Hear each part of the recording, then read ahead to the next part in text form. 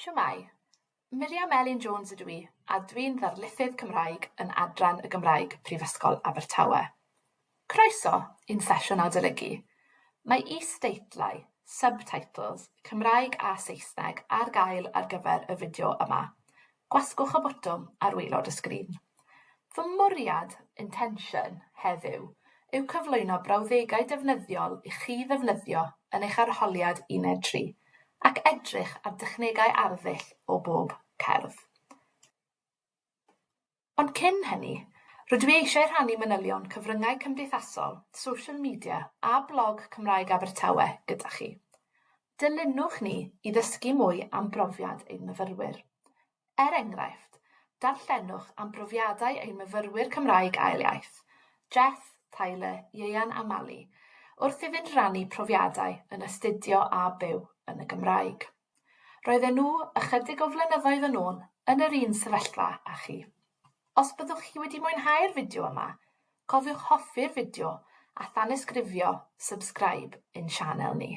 Dyn ni hefyd yn awyddus i glywed gennych, ac unrhyw beth yma yn Abertawe allwn ni wneud i helpu chi gyda'ch astudiaethau. Rhowch wybod, ond ymlaen nawr at y cerddi. Rydych chi wedi astudio 5 cerdd yn rhan o'ch blwyddyn uwch gyfrannol. Lerpwl gan Graham Davies, Caerdydd gan Iwan Rhys, ond Serch gan Gwion Hallam, Twyll gan Myrddin ap Dafydd, a Newyddion gan Tudur Dylan Jones. Ar yr olwg gyntaf, maen nhw'n gerddi gwahanol iawn i'w gilydd, ond fy mwriad heddiw yw edrych ar dechnegau arddull tebyg yn y cerddi, mwyn i chi eu hadolygu a'i defnyddio i gymharu'r cerddi yn eich arholiad. Yn yr arholiad, bydd gyda chi gwestiynau yn canolbwyntio ar un gerdd benodol, specific, ond mae dangos eich bod chi'n gallu cymharu cerddi fel byddwn ni'n ei wneud yn y fideo yma, yn sicr am eich helpu chi i drafod y gwaith. Bydd angen i chi allu trafod neges a themau'r cerddi neu'r gerdd sy'n cael ei henwi yn y cwestiwn, a hefyd technegau arddull. Dyma fydd ffocws y fideo yma. Peth arall bydd angen i chi wneud yw trafod eich profiadau a phynciau llosg, pethau yn ymwneud gyda'r iaith Gymraeg a'r newyddion fel arfer. Felly yn gyntaf, mae dangos eich bod chi'n gallu adnabod ffurf cerdd yn lle da i ddechrau. Rwy'n siŵr eich bod chi'n cofio rhain yn barod, ond i adolygu'n gyflym. Cerdd rydd yw Lerpwl, gyda ffatrwm, midr ac odl. Mae Caerdydd yn wahanol. Cywydd yw Caerdydd. Dyma'r unig un o'r 5 cerdd a chynghanedd. Mae pob llinell yn odli yn y gerdd hon.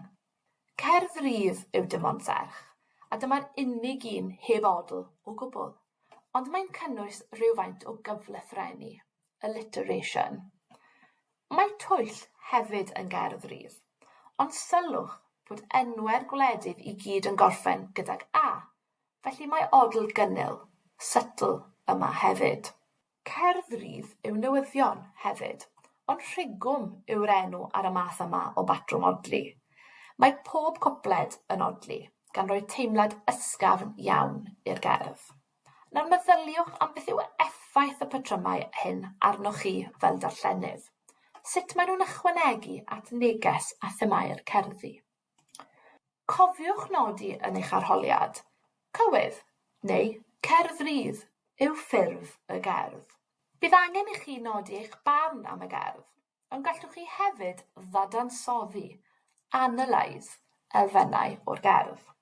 Enghraifft, mae ffurf y gerdd, sef cerdd, midr ac odl, yn ychwanegu at naws y gerdd drwy apelio at y glist a'i gwneud yn gofiadwy, by appealing to the ear and making it more memorable. Un top tip i'w gofio yw bod patrymau odli yn enwedig yn rhoi tôn twyllodrus o ysgafn, deceptively light-hearted i farddoniaeth, ac maen nhw'n ffordd gofiadwy o gyflwyno neges ddifrifol, serious iawn. Nawr ein bod ni wedi trafod ffurf, beth am themau y cerddi? Yn Lerpwl a Caerdydd, Mae iaith a lleoliad yn bwysig. Mae'r beirdd yn trafod yr iaith Gymraeg yng nghyd-destun, context, lle maen nhw'n byw ar y pryd. Cariad o fath, neu chwant sy'n cael ei ddisgrifio yn dim ond serch, a hyn i gyd yn tyfu o gysan mewn disgwyl. Mae Twyll a Newyddion yn edrych ar gyd-destun global, gan daflu golau yn arbennig ar dlodi ac anghyfiawnder injustice. Bydd cwestiwn olaf yr arholiad yn aml yn gofyn i chi ymateb i bwnc sy'n gysylltiedig, connected, gyda'r themau. Felly, bydd cwestiynau am Lerpwl yn gofyn i chi drafod mewn fideo, a Caerdydd yn gofyn i chi rannu eich profiadau chi o ddefnyddio'r Gymraeg yn eich cymuned.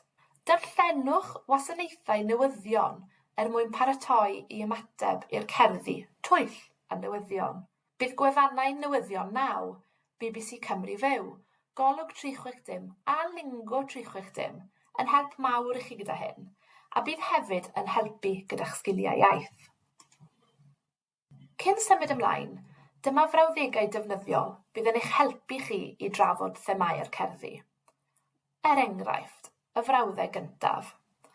Anghyfiawnder yw thema'r gerdd Twyll gan Myrddin ap Dafydd, ac mae'r bardd yn dangos hynny drwy'r restru'r holl fwydydd rydym ni yn ei bwyta sy'n dod o wledydd tlawd.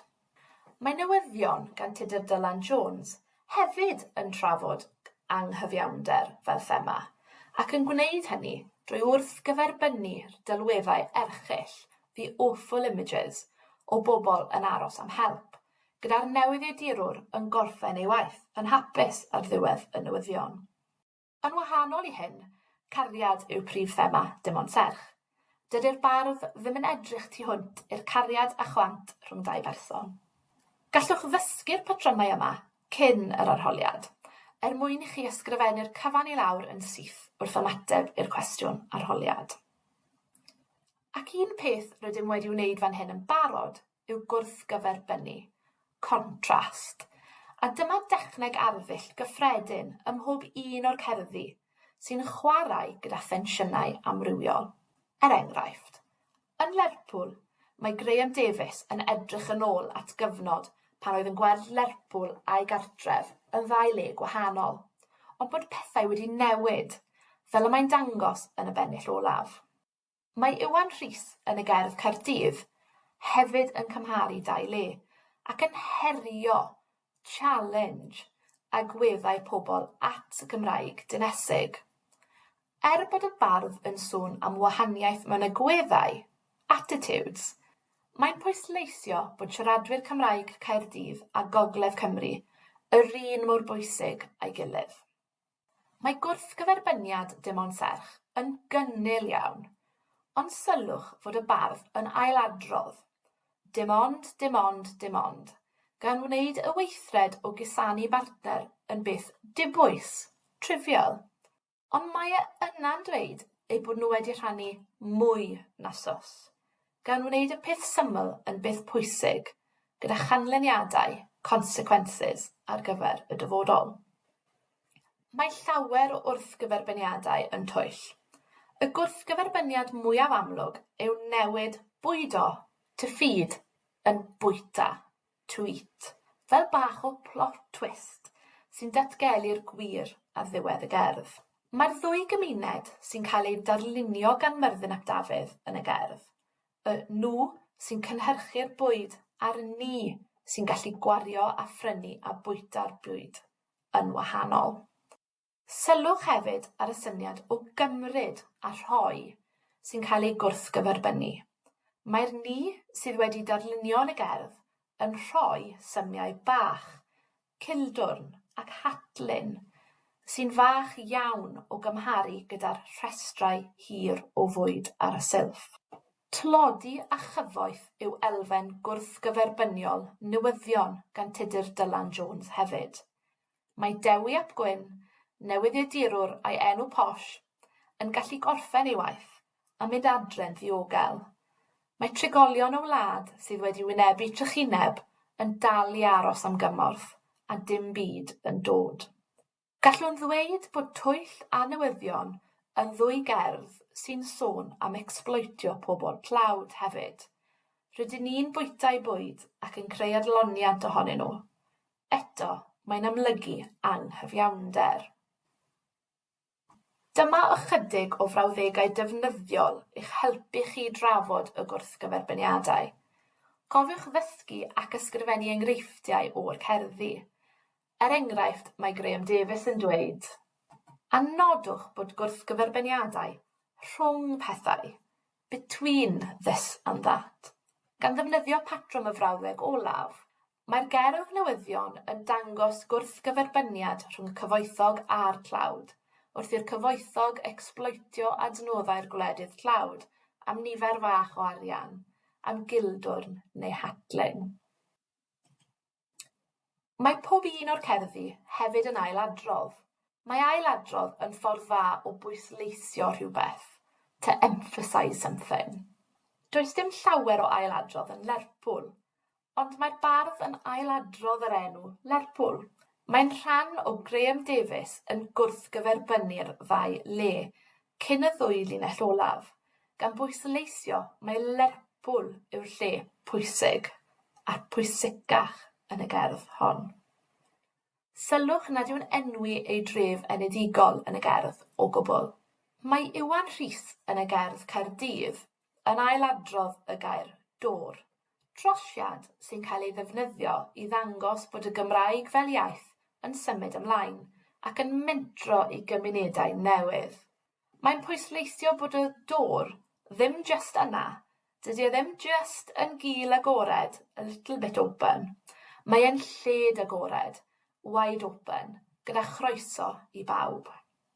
Mae Gwion Hallam yn defnyddio llawer o ailadrodd yn dim ond Serch. Dim ond, dim ond, dim ond, fel rydyn ni wedi sylwi yn barod. Mae'n ei twyllo ni, he fools us, i feddwl nad yw'r weithred o gusanu bartner am y tro cyntaf yn bwysig, cyn datgelu, revealing, ei fod yn fwy na sos. Mae Twyll yn ailadrodd llinell debyg ar ddechrau pob pennill. Darllen y silffoedd, darllen y papurau newydd, darllen rhwng y silffoedd. Mae'r bardd yn ysu arnom, he urges us, i beidio a derbyn dim yn ddi-gwestiwn, i ddarllen beth sy'n digwydd yn y byd. Mae'r llinellau olaf yn Twyll hefyd yn cael eu hailadrodd. Mae nhw'n ein bwydo ni. Mae'n pwysleisio yr hyn mae'r gwledydd hynny yn ei roi i ni. Wrth drafod ailadrodd, defnyddiwch y brawddegau canlynol. Mae'r bardd yn ailadrodd, ... gan bwysleisio. Neu, os ydych chi eisiau gair bach ffansi, ailedrydd. Mae'n golygu he or she repeats. Felly enghraifft, ailedrydd dim ond Serch mwyn pwysleisio. A berf bach posh arall yw pwysleisir, sy'n ferf amhersonol. It is emphasised. Pwysleisir bod Lerpwl yn bwysig drwy ailadrodd enw'r ddinas yn y gerdd. Ar gyfer ein technegau arddull olaf, rydyn ni'n mynd i edrych ar ddau beth gwahanol, sydd ychydig yn fwy llenyddol na'r enghreifftiau cynt, sef personoli a trosiadau. Rydw i wedi defnyddio ffont bold ar gyfer enghreifftiau o bersonoli. Mae personoli yn golygu rhoi ymddygiad dynol, human qualities i rywbeth. Felly fel y gwelwch chi, mae Lerpwl wedi dod ata i yw'r enghraifft o'r gerdd Lerpwl. Dyw hyn ddim yn llythrenol wrth gwrs. Dydy'r ddinas ddim yn gallu symud, ond mae'n bersonoliad a throsiad i ddangos sut mae'r pentref Cymreig y bardd wedi cael ei effeithio gan fewnfudo o Loegr a dylanwad y ddinas sy'n cael ei ddisgrifio. Mae enghreifftiau dim ond Serch yn well. Mae gwaed y bardd yn gweiddi'n groch. Wrth gwrs, dydy gwaed ddim yn gallu gweiddi, felly beth mae'n olygu? Mae gweiddi yn weithred swnllyd, rhywbeth sy'n digwydd pan mae rhywun yn teimlo'n gryf iawn am rhywbeth. Mae calon y bardd yn y gerdd yn curo'n gyflym, felly mae'r gwaed yn symud yn gynt ac yn gynt yn ei gorff, ac mae'n cymharu'r teimlad i waidd. Mae'n dangos angerdd y teimlad, the passionate feeling wrth iddo gusanu ei partner. Mae gan dim ond Serch ail enghraifft o bersonoli hefyd, sef ar Ser yn gwrando'n swyl. Eto, dydy Ser ddim yn gallu gwrando, does gyda nhw ddim clustiau, felly beth yw ystyr hyn? Wel, mae'n ffordd farddonol o ddangos bod hyn yn digwydd yn y nos, a bod y Ser yn dyst, yn witness i beth sydd wedi digwydd, fel canfas romantus dros y cwpl. Wrth symud ymlaen i edrych ar drosiadau, sef disgrifio rhywbeth drwy ddweud bod rhywbeth yn rhywbeth arall, mae'r dôr yng ngherdd Iwan Rhys yn un rydyn ni wedi drafod yn barod. Wrth gwrs, does dim drws go iawn ar yr hewlydd. Mae'n drosiad sy'n dangos bod cymunedau Caerdydd yn camu i gyfnod newydd a bod croeso cynnes i'r Gymraeg ar ei strydoedd. Mae trosiadau Twyll eto yn rhai rydyn ni wedi trafod yn barod.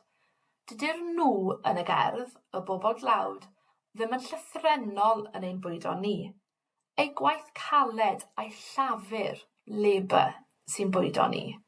Dydyn ni ddim yn llythrennol yn ei bwyta nhw, chwaith, ond rydym yn cymryd mantais, a dyna mae hynny yn ei olygu yn y gerdd. Mae bwyta yn y gerdd yma yn golygu bod y gorllewin yn ecsbloetio'r cymunedau dlawd ac yn ei gadael gyda dim byd o gwbl. Mae'r trosiad olaf a ddoi yn llwch hyd strydoedd y dre yn dod o'r gerdd Newyddion. Dydy ddoi ddim yn llythrennol yn llwch, dyst, achos dydy ddoi ddim yn beth nac yn eitem sy'n gallu troi'n llwch. Ond yr ystyr yw bod pethau wedi newid a bod y gorffennol wedi hen fynd, ac mae'n effeithiol gan fod llwch hefyd yn gwneud i ni feddwl am ddelweddau rydyn ni'n ei gweld ar y newyddion yn ystod trychineb. Wrth drafod personoli a throsiadau, ysgrifennwch yr enghraifft a dywedwch pam ei fod yn drawiadol, yn striking, neu yn effeithiol, effectif.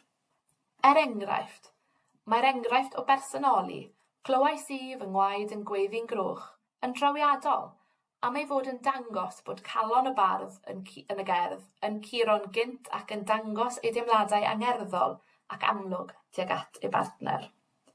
Gallwch chi hefyd ddyfynnu enghraifft yn gyntaf, fel hyn. Ar hewlydd Caerdydd mae dôr.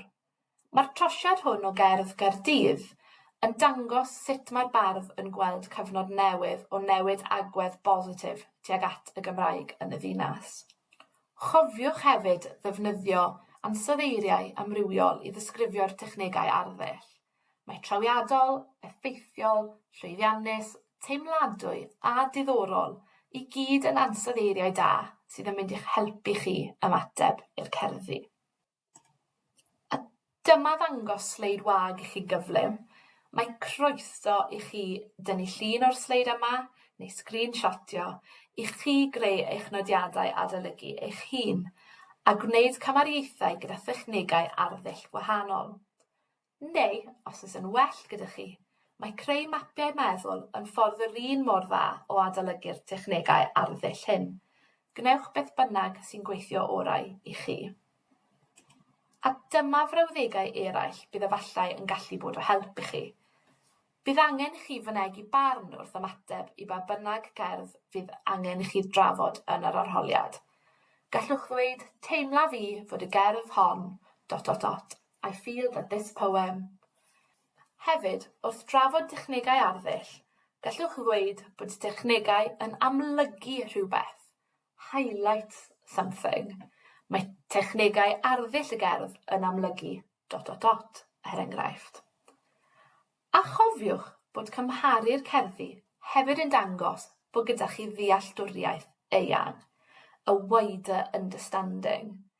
Mae'r gerdd hon yn debyg i gerdd arall, achos, a rhowch enghraifft.